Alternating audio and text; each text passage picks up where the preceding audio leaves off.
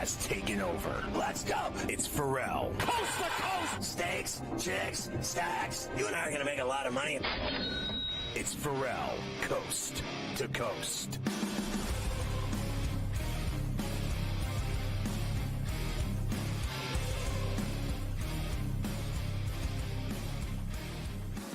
And welcome back in hour number 2 here, coast to coast on the SportsGrid Network. I'm Joe Ranieri in for Scotty Ferrall here today, and I am joined by my other favorite Joe here at the network, Joe Lisi in the house, in for Mike Carver, and interesting happenings over the last in college athletics. We just talked a little bit about that new format for the college football playoff with 12 teams. We also have plenty of college basketball going on here. Joe, another number 1 goes down last night in UConn.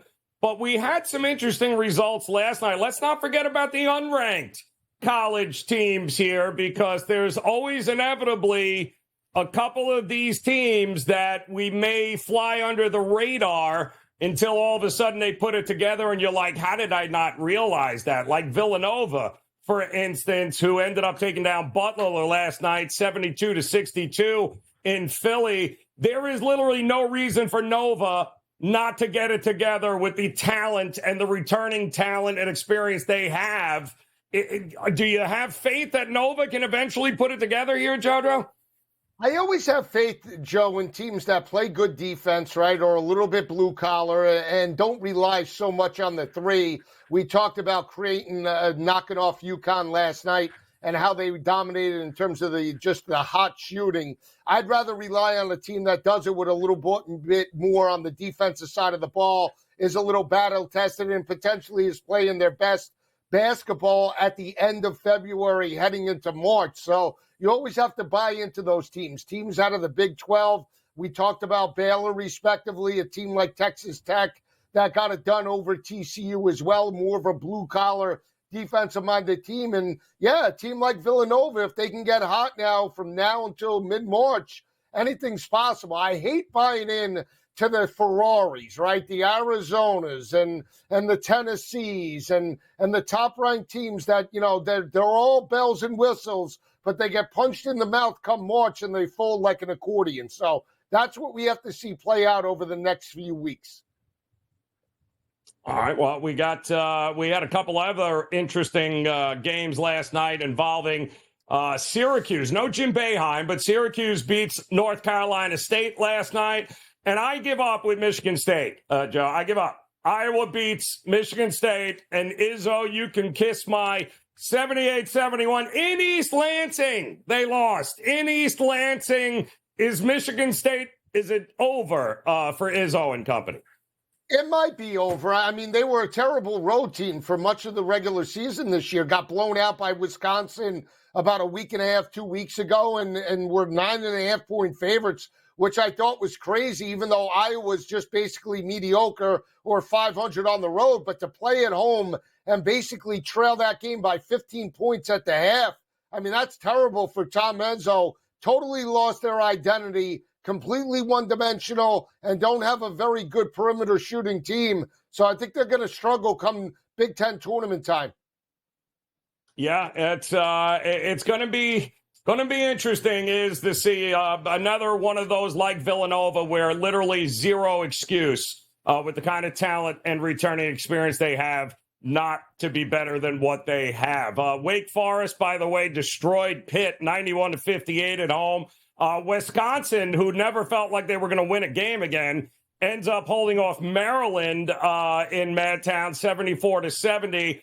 And are you a believer in any of these Mountain West teams? Nevada crushes Wyoming, which should not be a surprise at home, but Nevada can't shoot. Can you win without actually being able to shoot the three? Because that's what Nevada's doing. Yeah, I mean, you can. I mean, San Diego State basically showed us that last year, right? Defense, half court, you play solid ball control and you know, time of possession, you could be in any type of ball game. But yeah, that's the problem. I mean, Nevada did it again last night. The problem is with the Mountain West teams, I think underneath the big bodies, that's where they struggle, where if they do match up with a team like UConn where San Diego State got completely overmatched. They struggle. They really need to play their style of game. And that's why I don't like Creighton either. I mean, Creighton lives and dies by the three. So that one night that you get them come tournament time where they shoot 2 of 16, you are dead and buried in terms of that type of situation, especially if they're laying points. So like those teams if they're dogs, but backing them when they're favorites, that's the tricky part. Yeah, Boise State also Mountain West there handled business against San Jose State 82-50. Not a shock there. UMass beat VCU at home too, 74-52. You know, you start looking at some of these unranked teams here. The Mountain West, I don't think there's a whole lot that separates the bottom third from the top third. UNLV we're going to see going tonight. To me, that is the division of parity. And maybe San Diego State, but again, you lost last night against Utah State. Kind of hard for me to look at these teams out west and think we're going to get anything other than, well, mediocrity, because that's pretty much what it is. Yeah, and whoever wins the Mountain West, Joe, right? What are they looking at? Maybe a 6 seed at best, right? I mean, whoever wins the Mountain West, 6, they're not getting top 3. They're not going to dominate in terms of that because they beat up each other and they play good defense for a majority of the time. That's why a lot of those games last night, I believe, trended to the under. I like the Boise State, San Jose State line. That was 141.5, so that went under as well. So, again, you're right in regards to that, but they still hold value because of how they play. Right, so come tournament time, we know typically half-court type of games, unless you get to the first round where they're completely overmatched. But you get a second-round game, Sweet 16, they could potentially have value because they could play half-court. And I think that's where maybe you look outside the top 20 teams as some of these teams to maybe crack the Elite Eight or even maybe a shot at the Final Four if they're over 50-1. Cinderellas are nice stories here, but the reality is they often, and yes, I get FAU made the Final Four, but I get all of that. But the champions, go down the list of champions for the last 1,000 years. It's always the blue bloods here. I'm looking for that. Who is this year's FAU? You know, who is this unranked team right now that is going to get hot and that is going to ride that right through conference championships into the tournament? I have no idea this year. I don't know if it's an unranked, but it's a usual suspect with no pressure. Gonzaga. I think Gonzaga this year, and because there's no household names, they have the brand recognition. They're slightly inside the top 20. But Mark Few has no expectations this year to crack the Final Four. So I'd rather back a team like that potentially has the athletes where maybe they can get hot come March. Great call. We forget how easily we forget about the Zags and Mark Few, huh? And you're right. No pressure this year with them. I mean, Drew Timmy's 50. So we know he's not coming back there. We'll go over tonight's top 25 games coming up here coast to coast on the grid.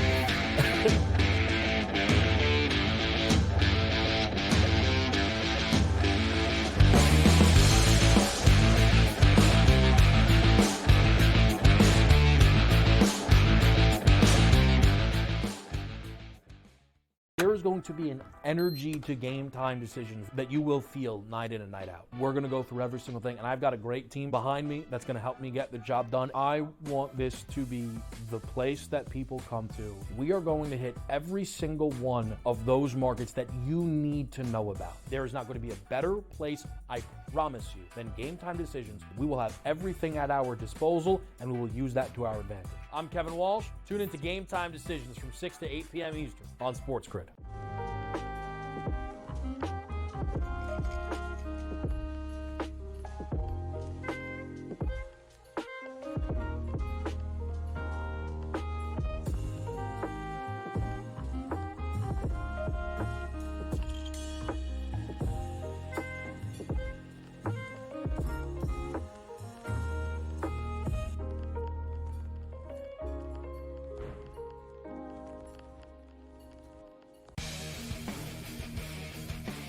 Like the Minnesota Wild were down by 2 goals today. They were down by 3 goals, actually, today at one point. And they came back and won. Like teams like, the Edmonton Oilers and the Coyote game went back and forth. The NHL really, you could argue, really is the best sport for in-game betting, where you can pull the trigger on both teams. Sports Rage Late Night, only on SportsGrid.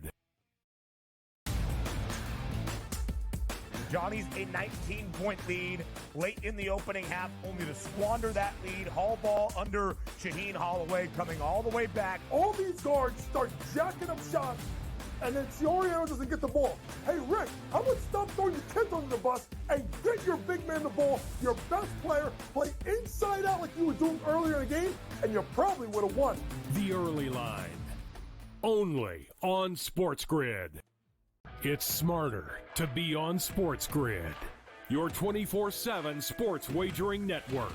The Early Line. Magical and historic season in Lincoln, Nebraska continues. He is the best player in the NBA, but also in the biggest moments where the national media is watching. Newswire. Something that we have never seen happen before with one of the iconic coaches in the game. Ferrall Coast to Coast. The team covers. It's automatic.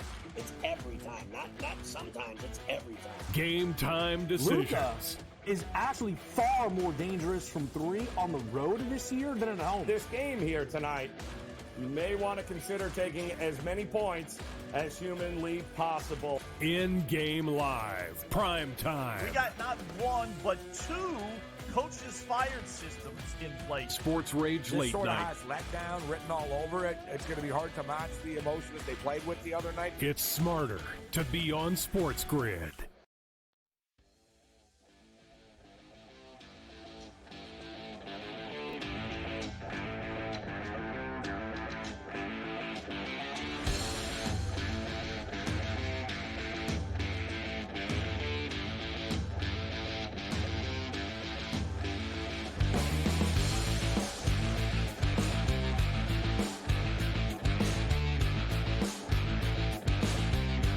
All right, welcome back in here, coast to coast on the Sports Grid Network. Joe Ranieri in for Scotty Ferrall, joined by JoJo Lisi here in for Mike Carver. And hell of a slate of games tonight there, JoJo, in college basketball. A lot of top 25 games here we'll dive into. And we'll start with one, of course, in my neck of the woods. And I tell you, if you would have told me this 2 months ago, Joe, I've been like, listen, Lisi, come on down. Let's go to this Miami Duke game. It should be absolutely amazing until, of course, you've actually watched Miami play. Nigel Pack out again here tonight, still hurt.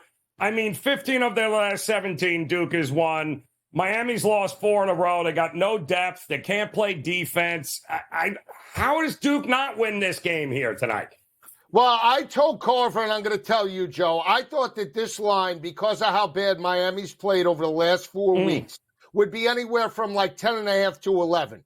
And the fact that we're half that has me thinking that if Miami is going to step up, it's going to be tonight. I took them, believe it or not, last night plus the 5.5 because, again, it's do or die, right? If they can't get up for Duke and give it an A-plus effort, especially at home, you're not going to get it. So I'm willing to step in front of that train tonight. I did take Miami. I know on paper it looks pathetic. They lost to Boston College last, catching a 1.5 in Chestnut Hill over the weekend. But I believe Miami can step up in this matchup. So I'm going to close my eyes. I'm already on a bad number, but I'm willing to take it just because it's like that tournament type of thing. You get a beaten down dog. Better to take them as dogs at home with a top 10 opponent coming to your house. Yeah, I mean, listen, it's put up or shut up time for Larinaga and company here. They need to win this game at all costs. So it should be a good one, though, as Miami welcomes in the Blue Devils here. Interesting one in the Big Ten, and we don't have many of those these days here. But Illinois heading to Happy Valley here, Joe, to take on Penn State. And gotta like this Illinois team, man. Although Brad Underwood is another one of those, then maybe the next big game he wins will be his first. But there is no lack of talent on this Illinois team. They've done well on the road. Penn State, it's a rebuilding kind of year with the new head coach. Gotta love what I'm seeing from them, too, as well. How do you approach Illinois and Penn State tonight? I think this game, and tell me if I'm wrong, is like right on the number, 9, 7. I mean, the fact that Michigan State, I believe, laid 2.5 in Happy Valley and won that game by 8 about a week and a half ago, and then Iowa got smacked in Happy Valley by Penn State. So they're like a hot and cold team. Illinois should be double digits, but the fact that it's 7.5, I'm actually inclined to take it. But I think if you can get more towards 8, 8.5, this could play right on the number and it could come down to free throws. No doubt Illinois wins, but I'm inclined to take the 7.5 as long as it stays there by game time. 8, 8.5, if it gets up there, I'm willing to take it.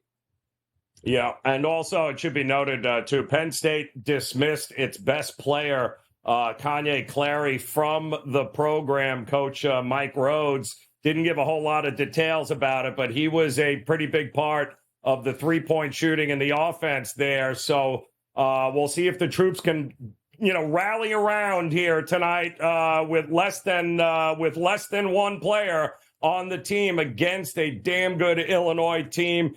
Should be a fun one. Also, if you spell fun with points, we're probably going to have a hell of a fun time with Florida and Bama tonight here, JoJo, because I don't see how either of these two teams stop the other from scoring, to be completely honest. Look at the number was like 174.5 for a total. I mean, what are we doing here?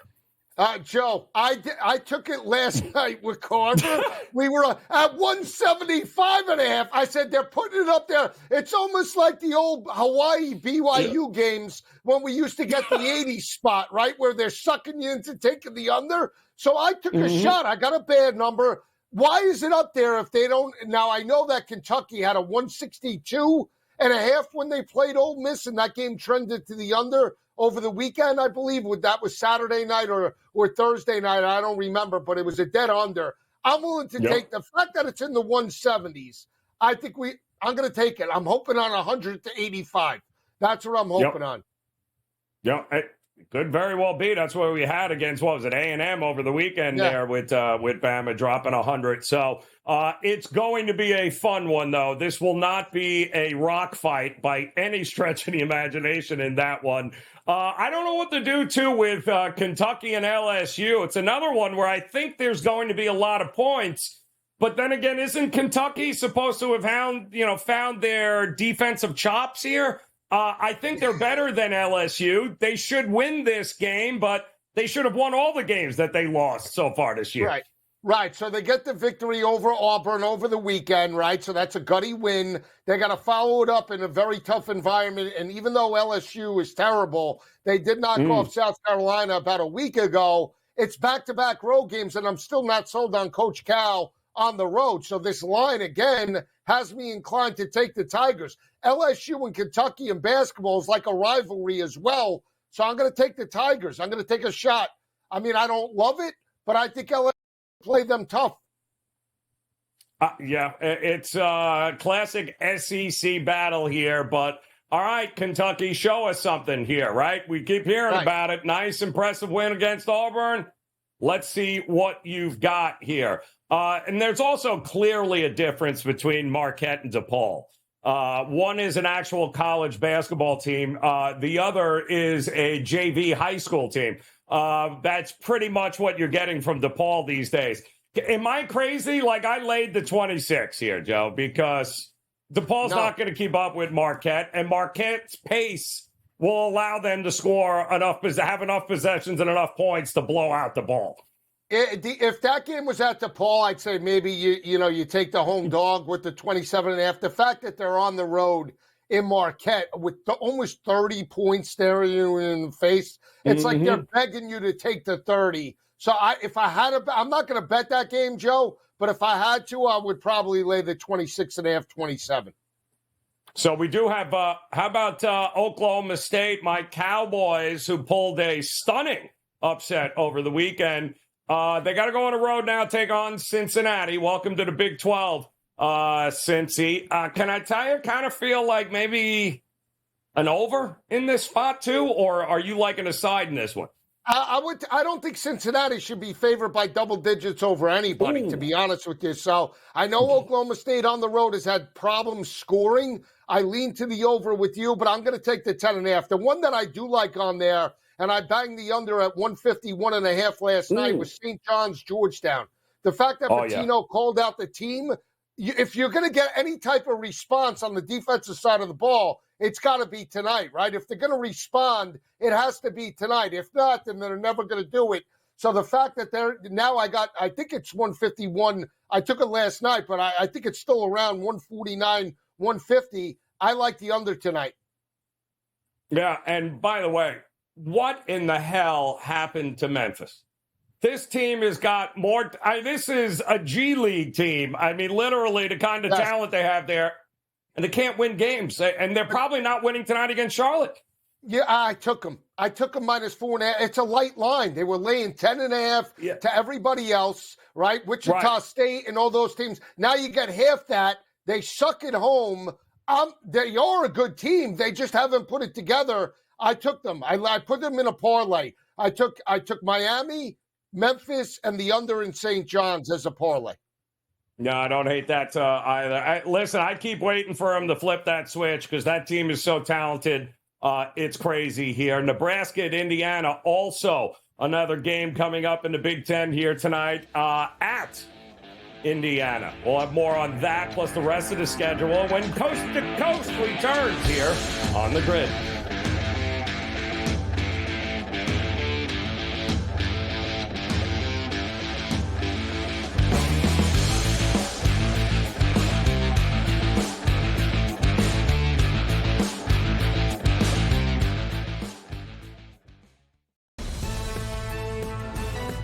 What about any confidence, faith, optimism for them to get back into the top four? But in terms of the league form, a lot of times it kind of drops off towards the end of the season because he demands a lot of his players. And they don't quite have the subs for rotation that some of the other teams around them have. So a little bit of a drop-off, I think, is expected for Aston Villa here. Pro League Soccer powered by Marca.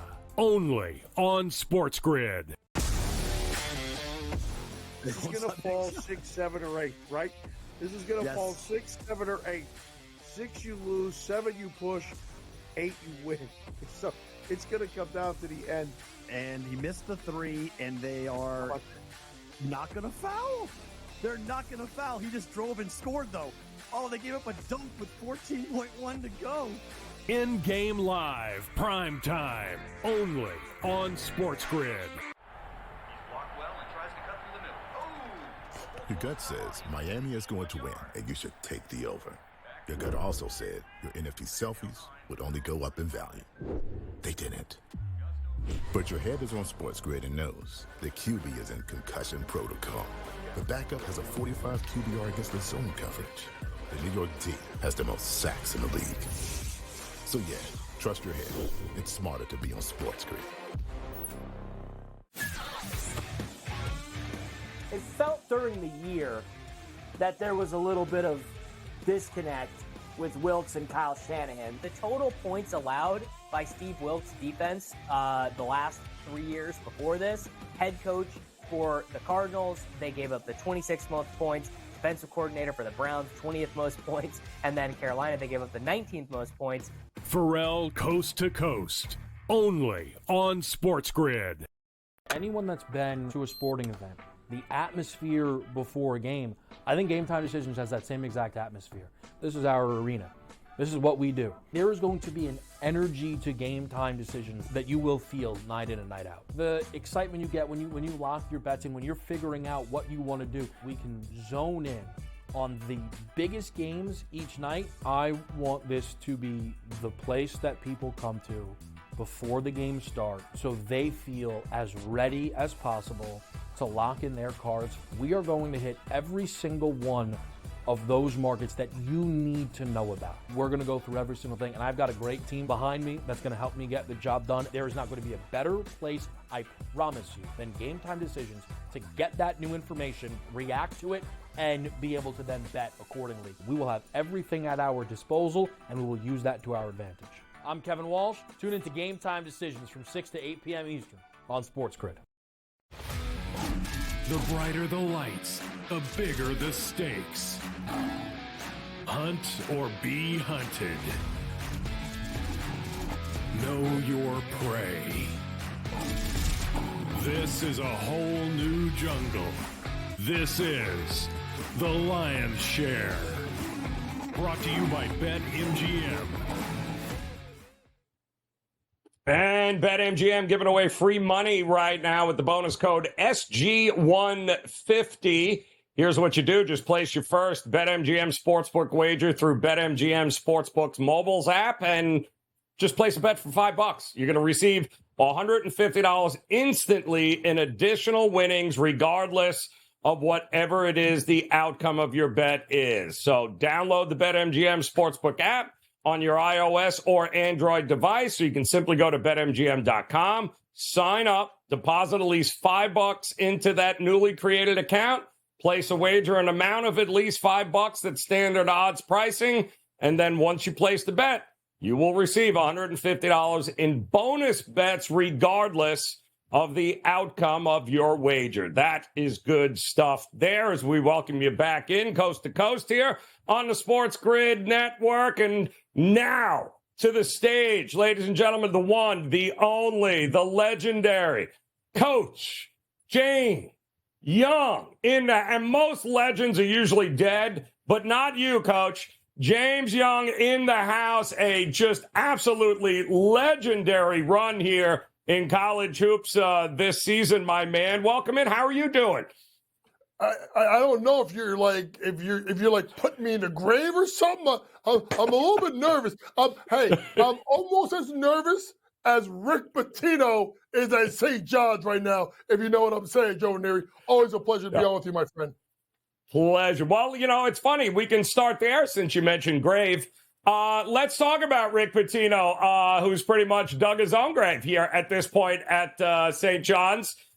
This is kind of put up or shut up time, is it not? Like we've heard every excuse under the book. It's never been Rick Pitino's fault. He's done a pretty good job of throwing his kids under the bus. You got Georgetown and Ed Cooley here. What are they, 10, 11-point favorites, the Johnnies? Do we finally see something out of the Johnnies here tonight against the team they should beat? They better. I mean, listen, and listen, we've talked about it a lot. My thought process on what Rick did, and I thought he was completely out of line as a coach to kind of throw his kids under the bus. But, folks, I mean, they're playing Georgetown. Like, this is I know they got bad facilities at St. John's, but this is still the haves versus the have-nots.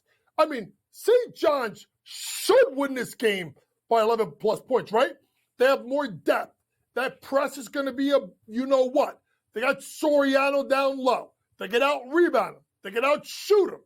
Ed Cooley will get this fixed at Georgetown, but this is not the time nor the place to be back in the Hoyas. You should see a redemption out of the St. John's kids tonight. And think about this, folks. Some people, including Joe Lenardi, still have them possibly close to the tournament. St. John's, they got to get on a run, but they got to win impressively. I think they do it tonight. Give me St. John's minus 10.5 at Georgetown. Ooh, unathletic St. John's. Unbelievable, Coach Pitino. Well, we're going to see if those words ring true here tonight for the Johnnies. I'm starting to think that maybe Calipari got through to his kids there in Kentucky as they do play defense. They're actually capable of playing defense here, Coach. They've also gotten a little healthier. It's a bigger lineup that they've been rolling out there with the big 7-footer here. But they're going to have to do it again here tonight against an LSU team. They should have no problem scoring more points then. The question is, do they play enough defense again to limit what LSU can do? And I think that is the key thing, right? I think Calipari, and think about this, folks. How about Calipari? We talked about Pitino just before. How about Calipari on Saturday, after beating August, basically challenge the reporters to come after him? That's what a coach does. You take the bullets for your team, and then you take care of it in the background. And here's the reason why. Why am I liking Kentucky? One, they're playing defense, right? Number two, LSU comes off a big win over what we're starting to see to be a fraudulent, possibly South Carolina team. They lost 2 of the last 3 games at home, so there's no home court advantage. Who's better? Kentucky. Who's better coach? Kentucky. Who's deeper? Kentucky. Who's more athletic? Kentucky. Who needs a game more? Kentucky. Take Kentucky minus the points at LSU. I think they win by double digits going away. Ooh, going away. Kind of like that. And, Coach, it's so funny. 11-2, I believe, in conference in the Atlantic 10. The Dayton Flyers continuing to get it done. Maybe if there's that mid-major that could cause an awful lot of problems for teams, it's the Dayton Flyers here. But George Mason, one of the better home courts in the advantages there. Those fans know basketball. They love George Mason. Good old Larinaga back in the day we all know about. So it's a very prideful group there with George Mason. Do they have enough to maybe cause some issues here for Dayton tonight? Well, one key to look at is the transfer Maddox that is from Virginia Tech. I think he's been out the last couple of games. This is going to be tight. But Dayton is in this league, folks, that it is going to be crazy come March Madness of who gets bids. So they need to keep putting on impressive performances, especially against a team that is really good in George Mason. We've seen what Anthony Grant has done. They shoot the ball pretty well from the floor. They convert on their free throw attempts. They don't rebound it well. Defensively, they're outstanding. They win the game in what me and Kevin Walsh call a rock fight. I'm taking the Dayton Flyers in a rock fight to win on the money line. I'm going to not touch the spread. I'm going to take a minus 160 that they pull it off. Give me Dayton with a big win on the road. Yeah, and they got a big one coming up to Dayton here, I think, in about 10 days against Loyola Chicago. Should be a absolute great one there as well. And then it leads us to the Big Ten here, Coach, with a team I know you've been high on all season long. You love Brad Underwood. Illinois certainly has the talent to make a run at this here. Taking on a Penn State team where I'm still not quite sure why Kanye Clary got released from the team, and Mike Rhodes didn't really give us any details, but that's a pretty big piece of what they've been doing this year here, Penn State. They are at home. Does it make a difference? No, it doesn't, because when you look at it and listen, and it was interesting for me to see Mike Rhodes, who was a soccer smart assistant, found his way to Rice, got himself back to VCU, and then took on a job at Penn State where they just don't have the facilities basketball-wise. But I like Mike Rhodes, and I think he's going to do a hell of a job. The issue with Penn State is this. You saw that Clary got thrown off the team. They're so dependent on Clary and Ace Baldwin, who followed Mike Rhodes from VCU to go to Penn State. You're looking at a team, to me, Illinois, that's won 5 out of the last 6 games. They've won at Ohio State. They've won at Maryland. One team struggling. Illinois, unbelievable in their points per 100 possessions. They may be even better. As good as they are offensively, they can be better defensively. And when you got a guy like Terrence Shannon Jr., he's come back. He's been playing with reckless abandonment. I think Illinois, folks, if there's a team that can win the Big Ten besides Purdue, it's Brad Underwood's Illinois Fighting Illini. This is a big game. This team is playing for seeding in regards to seeding in the NCAA tournament. I think they go to Penn State and they absolutely roll them by 15 plus. Give me the Fighting Illini minus the points. You know, it's so hard this season, especially in the Big Ten. We know about how home teams, it's been gold, right? They always win. They always seem to cover in the Big Ten at home. And yet Illinois, 7-2 on the road against the number in Big Ten action here. When it comes to March, time. I'm looking for those teams that have proven they can show up on the road here, Coach. And Illinois is one of the very few that has shown it and proven it time and time again. I don't know that they're going to get enough credit for how good they truly are. Could be some value here backing them in the futures market looking forward.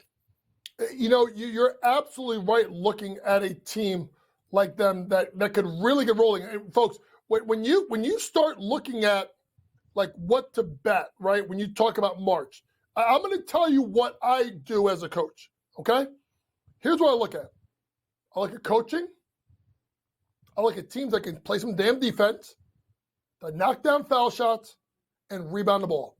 Because what happens, folks, is games slow down, right? So when you start looking at the teams that play the best defense, that lock you down, that rebound, don't turn it over, that's when you look at UConn. Forget the loss, folks. They're going to be fine.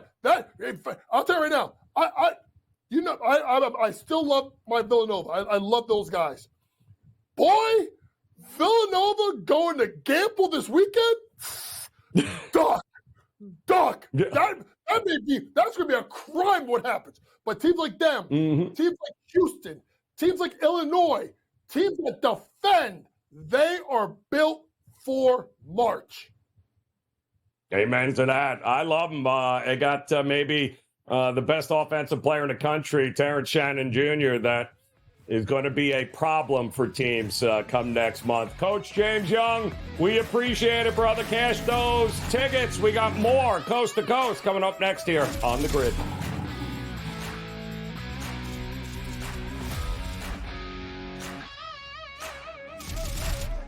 The Lion's Share, presented by BetMGM.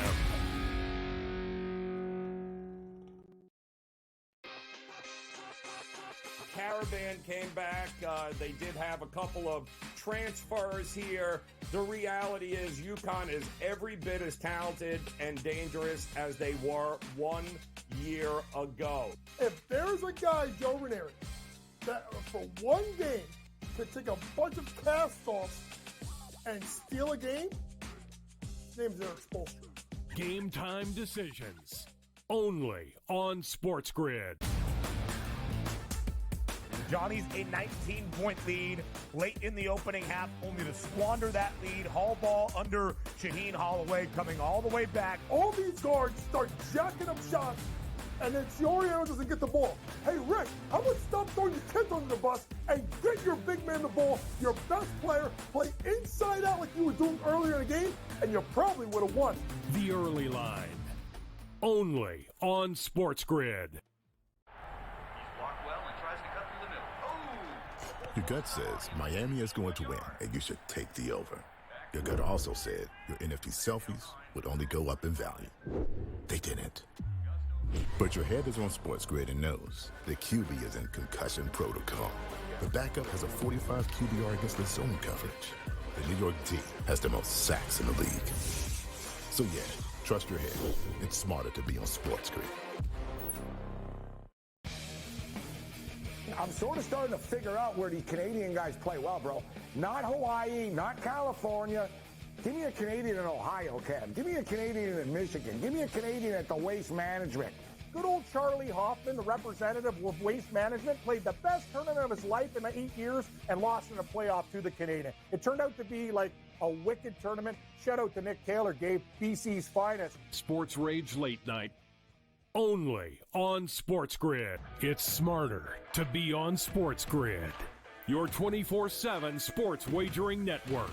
The early line. Magical and historic season in Lincoln, Nebraska continues. He is the best player in the NBA, but also in the biggest moments where the national media is watching. Newswire. Something that we have never seen happen before with one of the iconic coaches in the game. Ferrall, coast to coast. The team covers. It's automatic. It's every time. Not sometimes. It's every time. Game time decisions. Luka is actually far more dangerous from three on the road this year than at home. This game here tonight, you may want to consider taking as many points as humanly possible. In-game live, prime time. We got not one, but two coaches fired systems in place. Sports Rage This Late sort of Night. has letdown written all over it. It's going to be hard to match the emotion that they played with the other night. It's smarter to be on Sports Grid.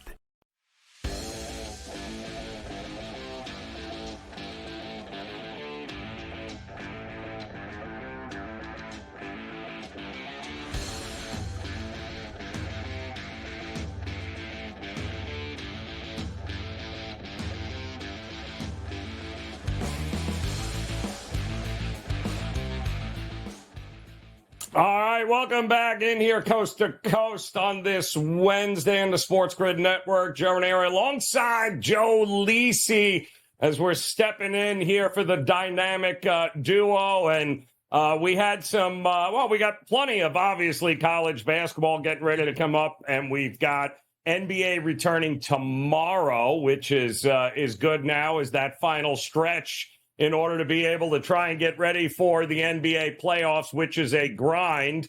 It's also a grind in the NHL, JoJo, and it was, I talked to Gabe about this earlier. My Florida, who'd have thunk it, right? South Florida, and we're a hockey town now. It's kind of hard to believe. We got Messi playing tonight.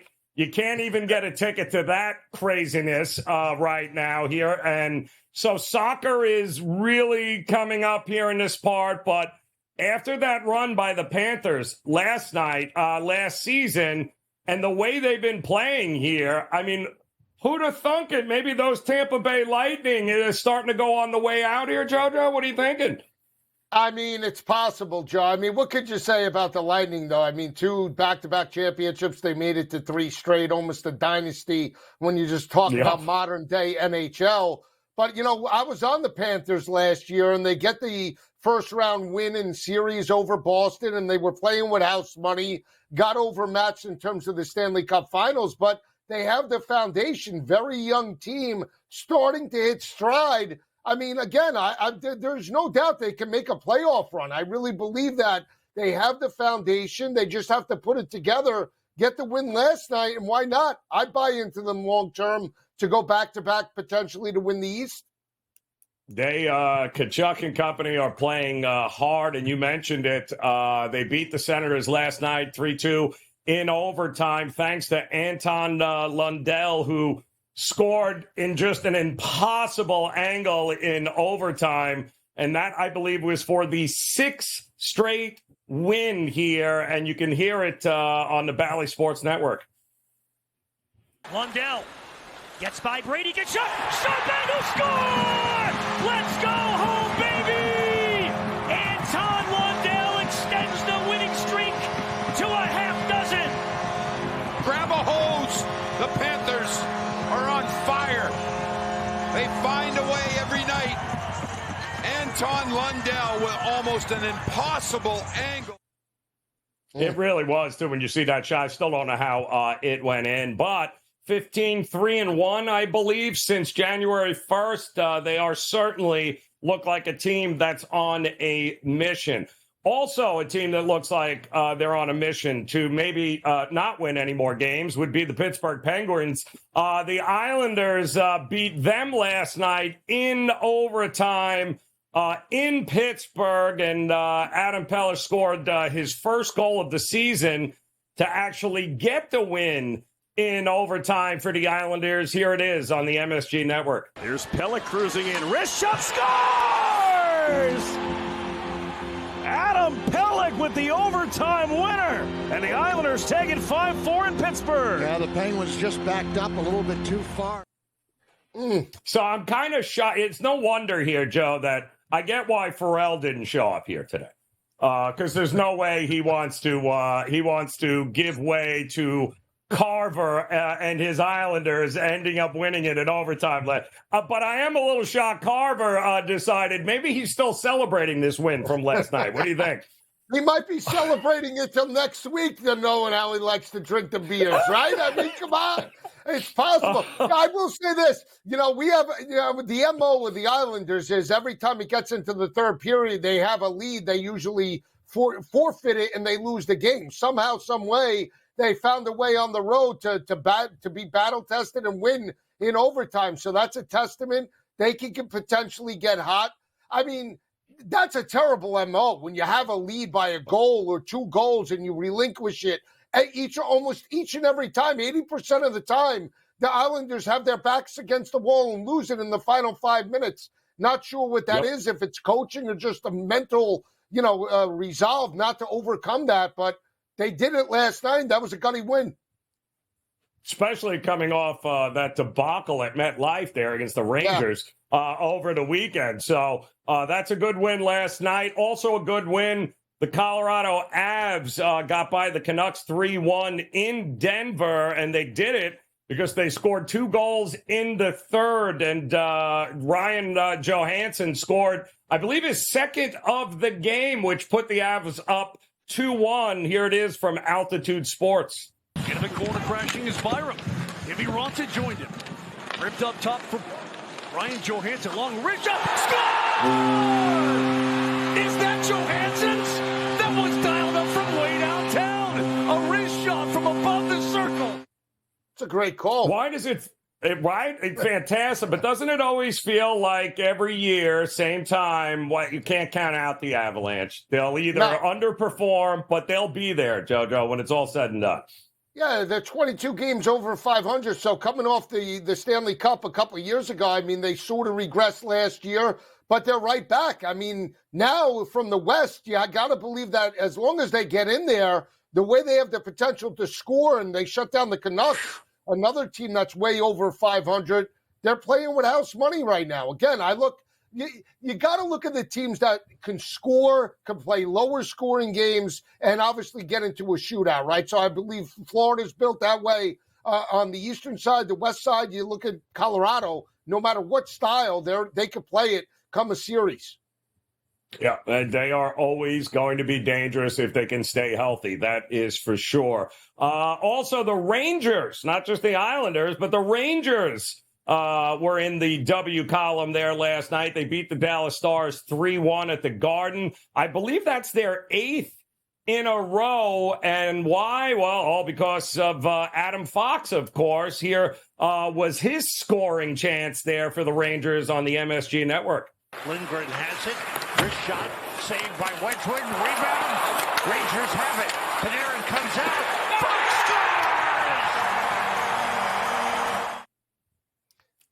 out. At some point, the Rangers.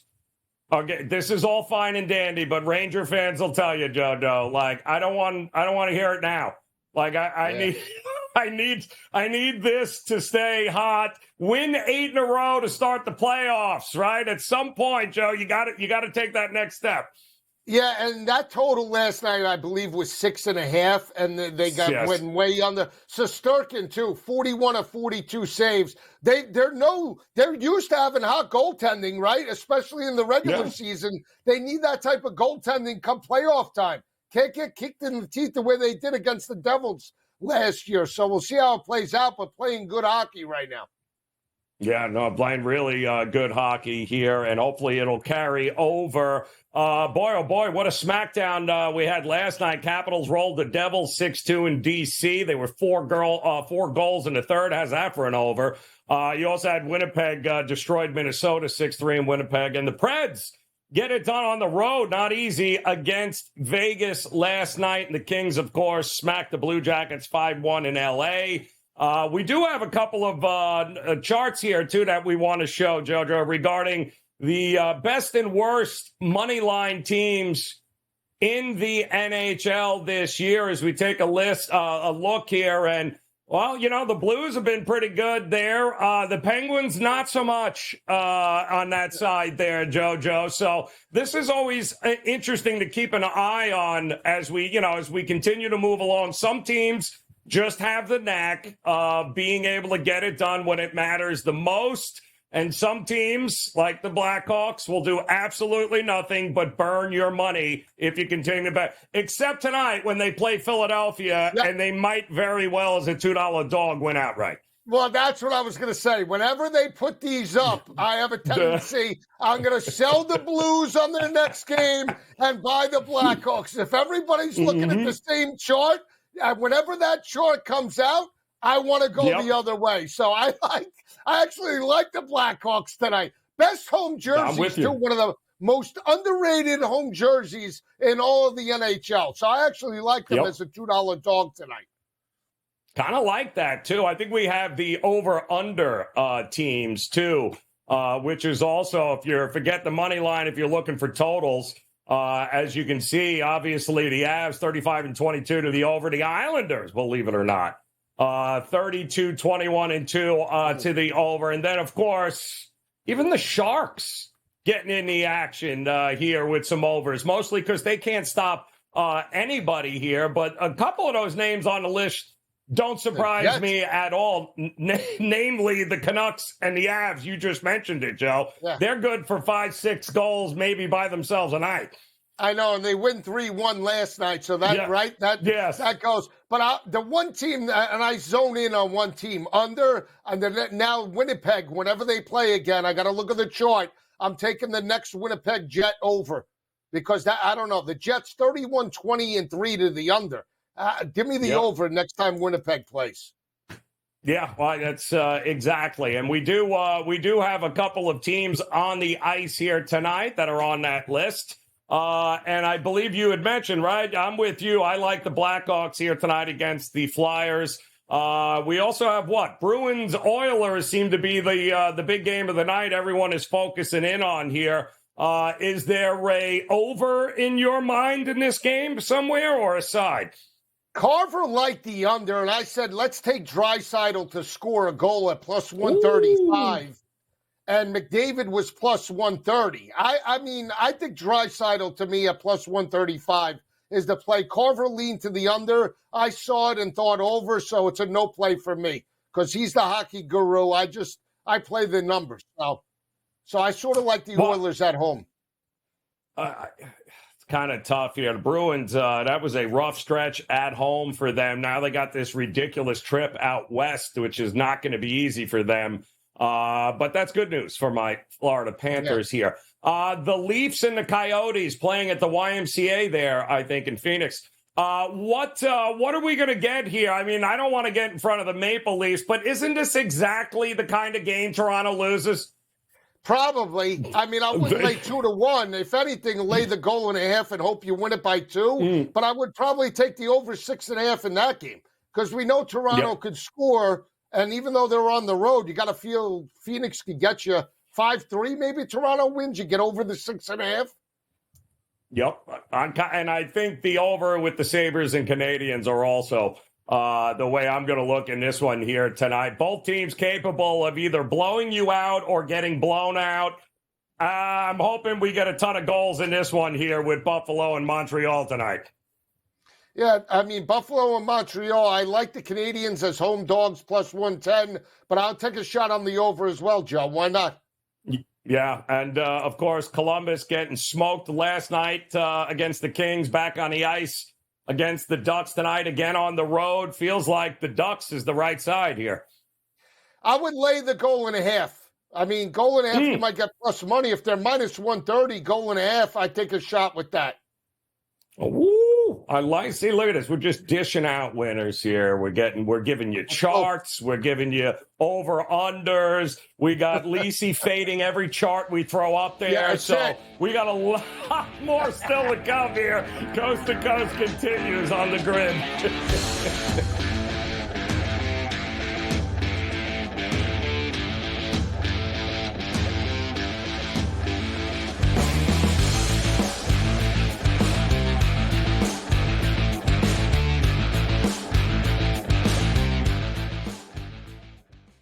There is going to be an energy to game time decisions that you will feel night in and night out. We're going to go through every single thing, and I've got a great team behind me that's going to help me get the job done. I want this to be the place that people come to. We are going to hit every single one of those markets that you need to know about. There is not going to be a better place, I promise you, than Game Time Decisions. We will have everything at our disposal, and we will use that to our advantage. I'm Kevin Walsh. Tune into Game Time Decisions from 6 to 8 p.m. Eastern on SportsGrid.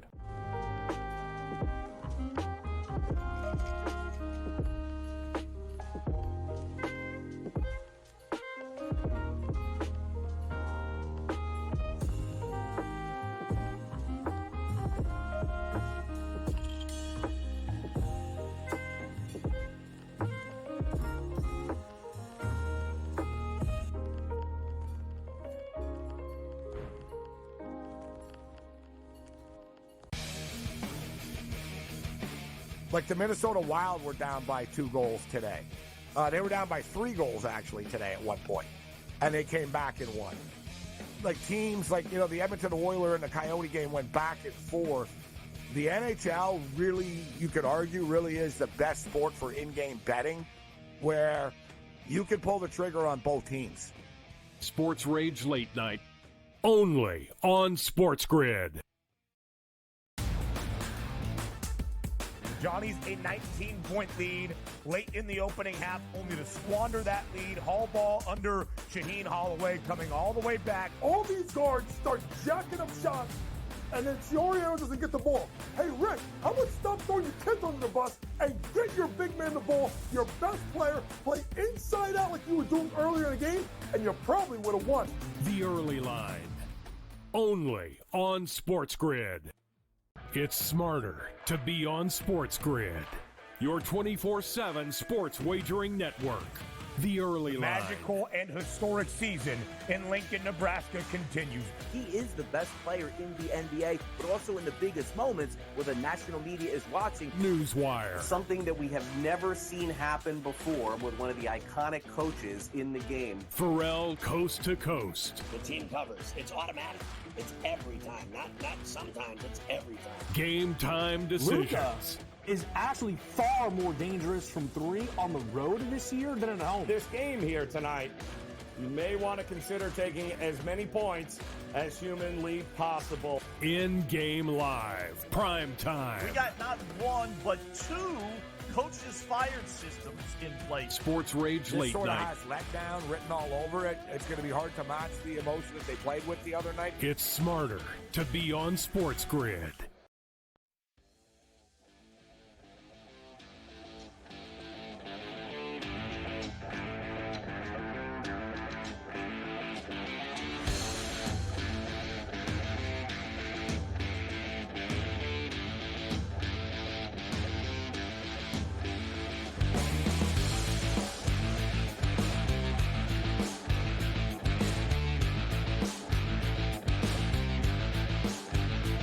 All right, welcome back in here, coast to coast on the SportsGrid Network. Joe Ranieri alongside Joe Lisi as we look to close out this hour. We've got another big hour still to go, but we do like to take a look back at today in sports history. And we'll start back all the way back when Joe Lisi was just 21 years old. 1948, NASCAR gets incorporated there. Then, of course, in 1968, Major League Baseball on this day announced a minimum annual salary of, are you sitting down?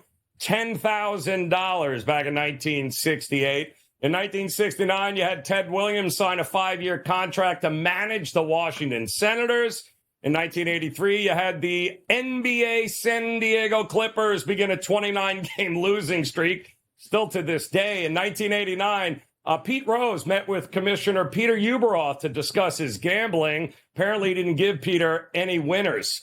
Did not work out well for him there. And let us not forget, we just watched a Monday finish there in the Daytona 500. Speaking of NASCAR there, well, it was on this day back in 2016 that Denny Hamlin ends up winning the closest Daytona 500 in history. Still to this day, when he takes the race by 0.01 seconds over Martin Truex Jr. Here is the final lap call of the day. Hamlin a second, up Watch high. the inside, watch the inside. Martin Truex Jr. 3 wide. Truex to the bottom. No, Red. Kansas saves it. Here they come to the line. This is the finish of the Daytona 500. Side by side, bouncing off each other. Unbelievable. I think it was Denny Hamlin. I have it as Hamlin. by an inch. Sounds like me at Gulfstream yesterday in the third race there as I'm going, who won? Was it 2? Was it the 2 or was it the 3? Yeah, by a nose. Story of my life there, Joe Lisi. All right, we got more big hour coming your way next here, coast to coast on the grid.